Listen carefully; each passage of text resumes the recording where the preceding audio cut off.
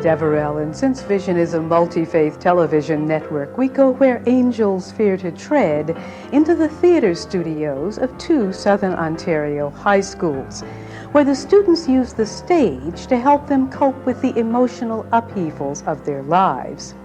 If art thrives on conflict and deep questions, then it's no wonder that many senior high school students turn to the stage as the real world looms on the horizon. Money, marks, jobs, university, who am I and where am I going? Countless pressures. Some young artists are turning all this real-life drama into world-class theater. In this edition of Arts Express, we'll meet two young women playwrights who've translated their passion for the theater into a compelling way to ask the ultimate questions of their time in history. Producer Jonathan Culp will be back with a high school quest for artistic and spiritual identity after a brief intermission.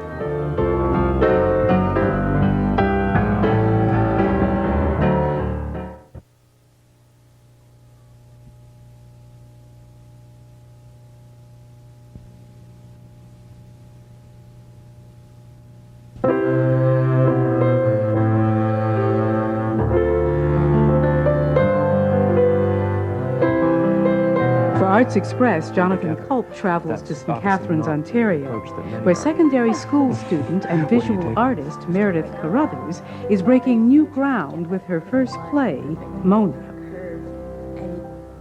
When we look at art, we look at it, and I always wondered what the people were really like and what their lives were like and what it would feel like if you were really there. So I just sort of explored that within the play. So they come to life and they're people, and none of them are really happy exactly where they are. So the plot sort of stems from that and just their own personalities and their own desires and their dreams. I work as an assistant teacher at Rodman Hall Arts Center, and it's just amazing to see the stuff that these kids are producing. I mean, they're larger than life, and they can tell you exactly what everything is. I mean, this is a flower, and it eats people, and just the stories that come with the pictures. I mean, the more we're taught in art, we tend to sort of close in. Our work becomes tighter, it becomes smaller. You go through a period where everything's very small and very tight. And then later you can expand a little more, but kids just don't do that. Right now I'm still playing. I'm just playing with different mediums and playing with different ways of presenting an image. So I don't really know where I'm going with as an artist right now. Relax, everyone. Don't panic. It's okay. I found them. At the beginning of this tour, didn't I tell everyone to stay with the group? Didn't I? But no, these people had to go wandering around the gallery all by themselves. That's just not supposed to happen. People aren't supposed to go wandering around the gallery all by themselves. If Daddy found out, I'd be dead. But it's okay now, because I found them. So everybody just sit down with the rest of the group, and we can start the tour. Okay, Greg, you can turn out the lights. I'm ready to start. I think a lot of teenage plays tend to fall into a certain stereotype. I mean, a lot of people, as teenagers, they start writing about certain issues and certain things. And I wanted to stay away from that. I didn't want to write about an issue. I didn't really want there to be some outstanding moral in my play to hit people over the head. I just wrote it, and I didn't really have any sort of big thing in mind. I just wrote it, and it came out, and then it happened. First, we have the American Gothic, painted by Grant Wood during the American Modern Art Movement. There was a lot of input from each person because they got to know the characters even better than I did, I think. Because every actor, I mean, it's such a give and take process. If you want to make the character believable, you have to know them. You have to be them. You have to find something in yourself that is the character. I wanted to choose things that people would be able to identify.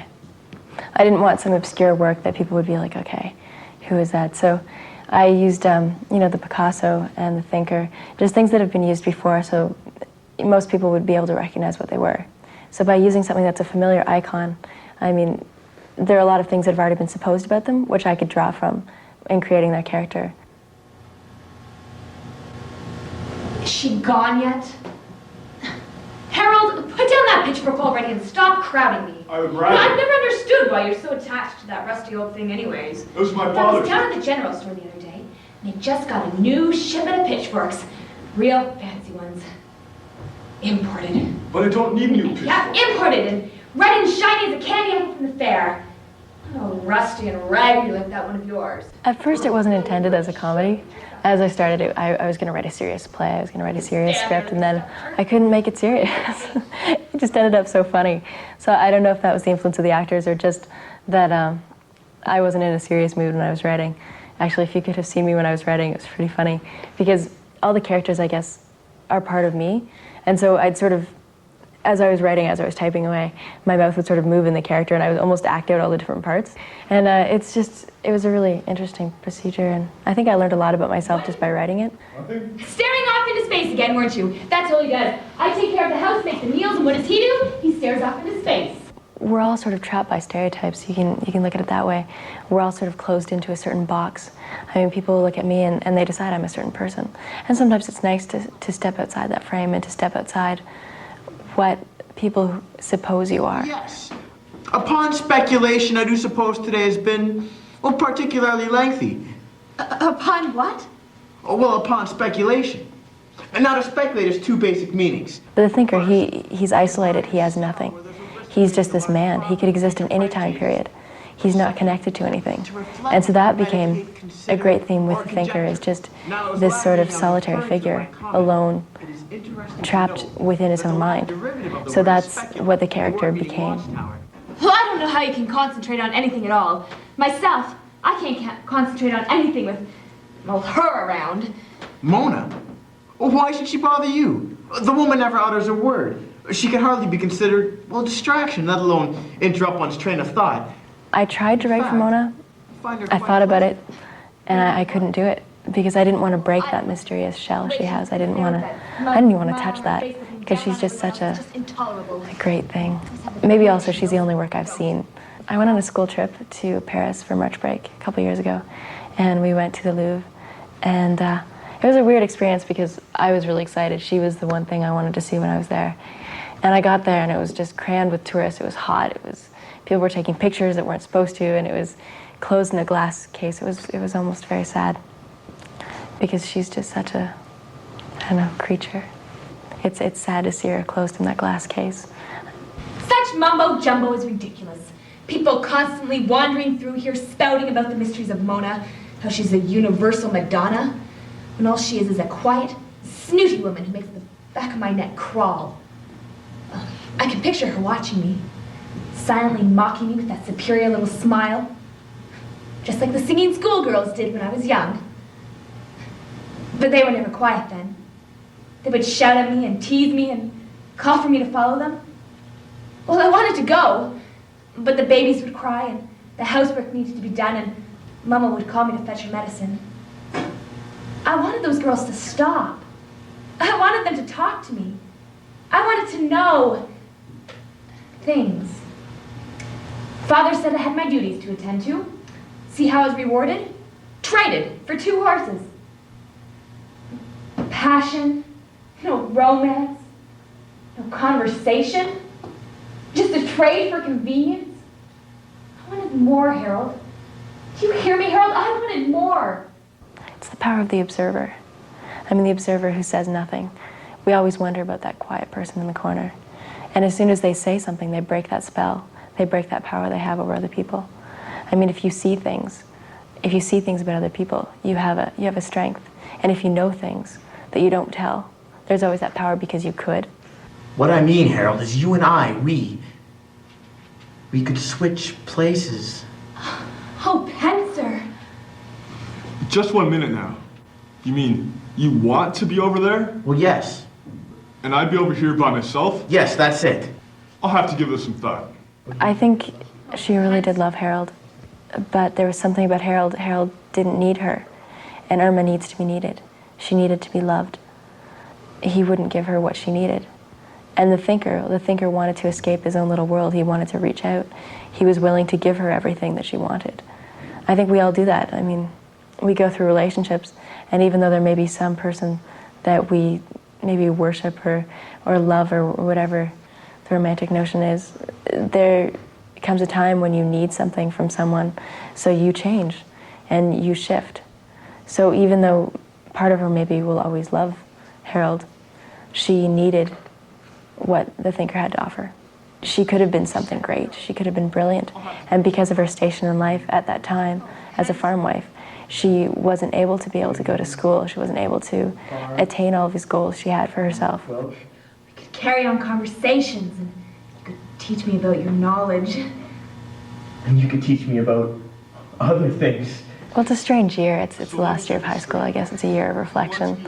It's a year of moving on and just looking around and trying to decide who you are. I think we're in a time period of change. We need to change. Our environment is deteriorating. We're doing something wrong. Something has to change. So in a global sense, I think we'll see a lot of changes in the future. In our lives, we're going to see enormous change, maybe more than in any other period of time, just because things have built up to a point where change is inevitable. You've got yourself a deal. She's all yours. She's my most prized possession. Take good care of her. Oh, I will. No, the pitchfork. We're always changing. Everything's always changing.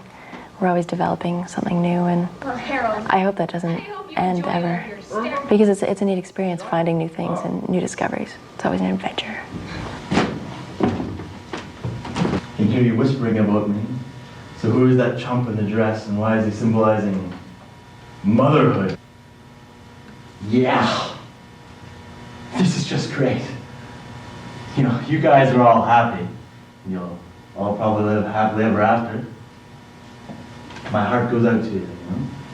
But what about me? I don't think you quite understand.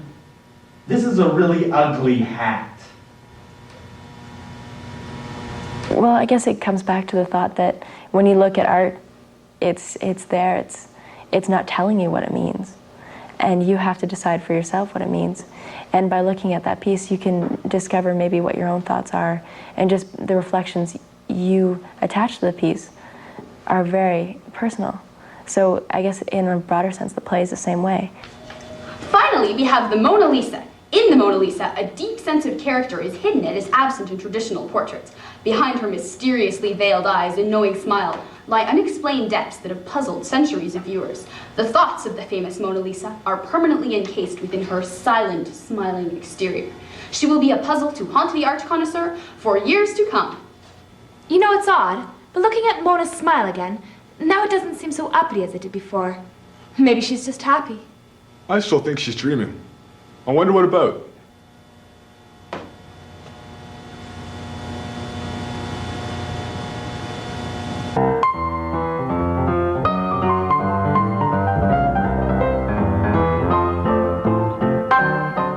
From the lively arts to the art of living after a brief intermission.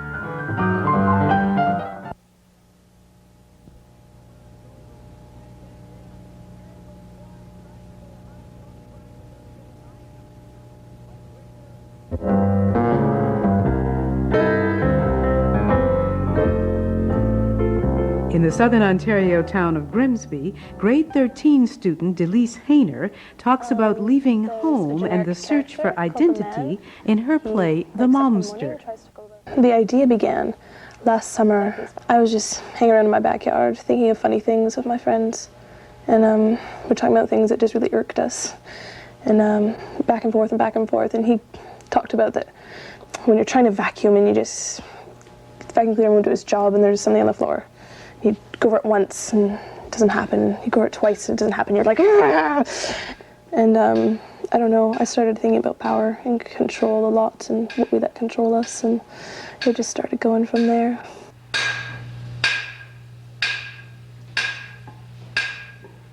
It flabbergasts me when I see any people who say, no, I can't do something because I'm fill in the blank. It flabbergasts me.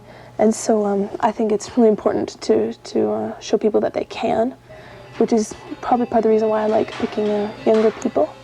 The few grade 9s that I did take, when I saw them at Brock University get out there in front of 600 plus people and perform this weird surrealistic play and be very confident and sure of themselves, it was just great. I'm not saying I felt like a mother figure or anything, but I just felt like, wow. Maybe I helped them get over their shyness a little bit. Took a hunting gun from his father's den and shot his mother in her sleep. And all I left to die to be satisfied. I chose to make the symbol for the mother, the vacuum cleaner, right? And I was thinking of things that mothers do, you know, when we're young. And cleaning is a big one of them. I mean, when I was young, my mom stayed at home, and she cleaned and things like that. So did most of my friends' mothers, and so did all the mothers I saw on TV. Mother image is very powerful. It's the beginning, and it takes care of us for so long, and we come to rely on it, right? So there is a time comes, we need to break free from it, and some of us don't always. You know, we might move out, we might get away physically, but there's always this nagging conscience, perhaps, instilled in us from those lessons that we learned in our youth. I hate especially getting bogged down with stage directions and things like that, that some authors are very bent, very sure that they have to have exactly right in the performance. I mean, if something didn't work, we rewrote the scene. So that was freedom. You know, we could do anything.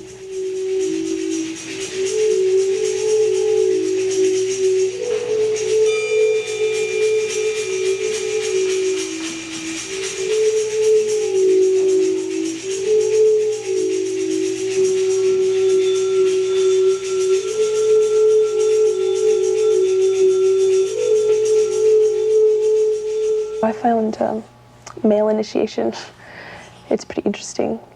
Things that in certain cultures, in our culture even, that you know, they do to sort of prove themselves. And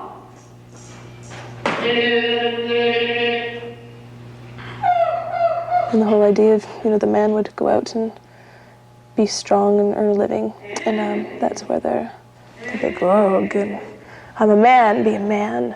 You know, and take control of your life.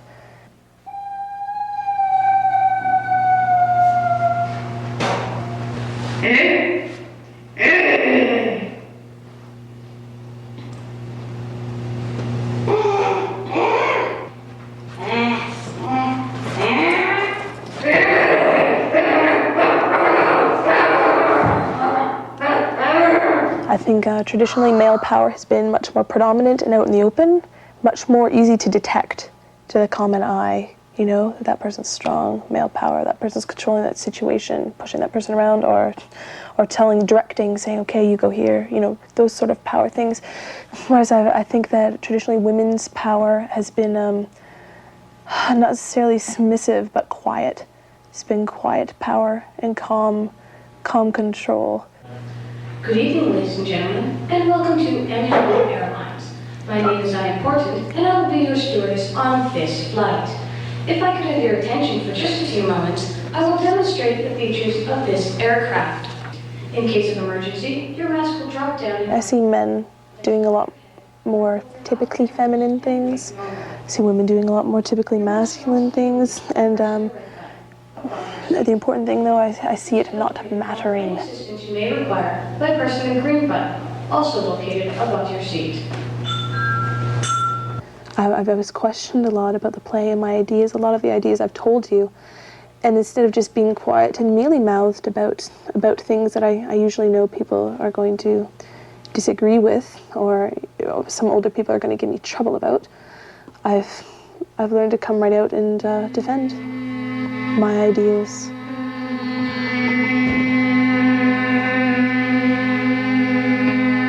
I see the man as potential. Not necessarily as neutral. I mean, he is one thing right now. He's bloody anal, is what he is. And the dirty man is exactly the opposite. So I think I see him more as a mirror. And each of them has potential.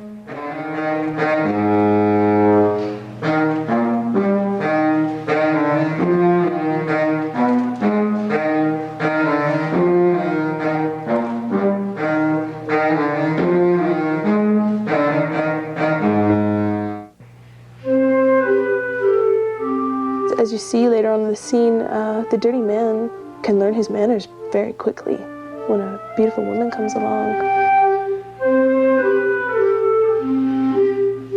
And likewise, the man can learn not to be so bloody anal when the need arises, and he will, and he does.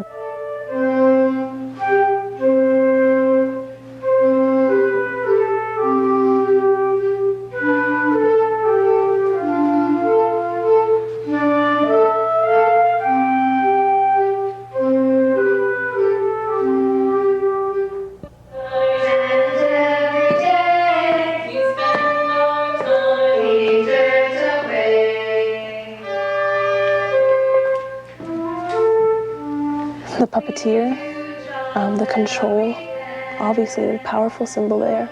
It's rich, it's drippy with wordplay. She really does insist, one spot cannot be missed. Our puppeteer, she is our God. Oh, that's probably one of my favorite ones. There's this big puppeteer controlling the movement of everything, guiding your life for so long, and the puppets being, younger characters, little children, that they point us in every single direction when we're young, so sooner or later that line has to be cut.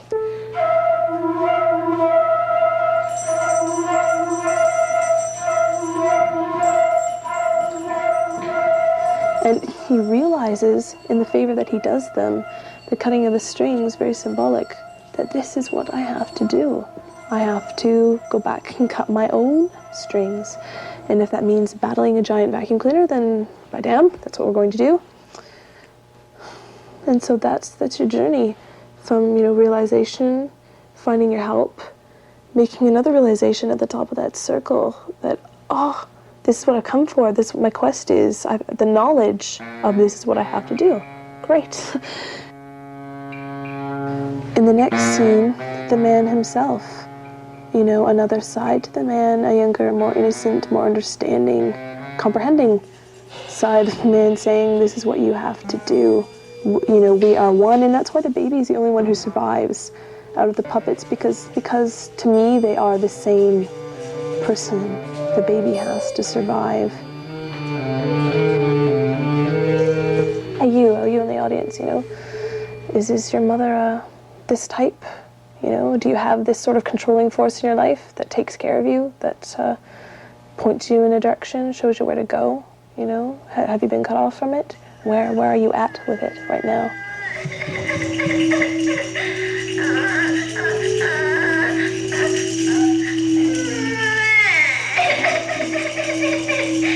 Influence is good.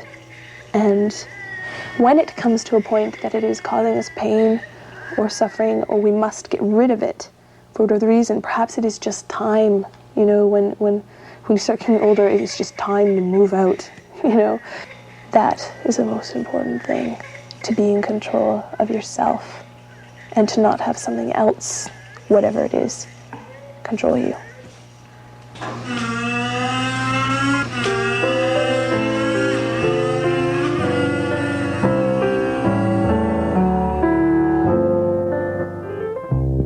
Here's some arts news and information from across the country. The National Ballet School continues its tour of Canada with stops in Hull on November 20th, Halifax on November 23rd, and Charlottetown on November 25th. The program highlights a versatile range of classical and contemporary ballet, along with audience discussion and professional workshops. The tour winds up in St. John's on November 30th. Music Umbrella Chamber Concerts presents To Be Sung Upon the Water on Saturday, November 19th. The concert will feature soprano Wendy Humphreys and will take place at Eastminster United Church in Toronto. In Edmonton, the Urban Prairie provides an alternative to the commonplace of the romantic landscape with artistic responses to the prairie's urban culture. The exhibit, which includes paintings, photographs, and artifacts, will be on display at the Edmonton Art Gallery from November 19th until January 15th. That's it for this edition of Arts Express. I'm Rita Deverell. See you next week.